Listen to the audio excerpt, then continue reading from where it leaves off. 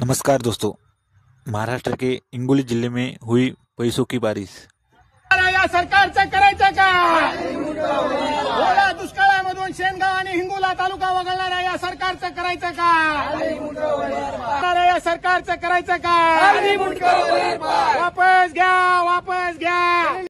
हिंगोली जिले में गोरेगांव में हाल ही में जो खबर सामने आई है वह किसानों के विरोध प्रदर्शन के जुड़ी है।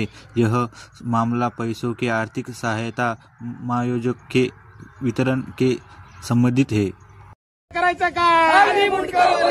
वापस घ्या मदत वापस कर्जमुक्ती हिंगोली आणि शेनगाव तालुका दुष्काळ यादीत वापस घ्या मदत। शेतातली माती वाहून गेली आणि या सरकारनं आमच्या तोंडावर 2-2, 4-4 हजार रुपये दिले म्हणून हे पैसे आम्ही या सरकारच्या तोंडावर फेकून मारतो।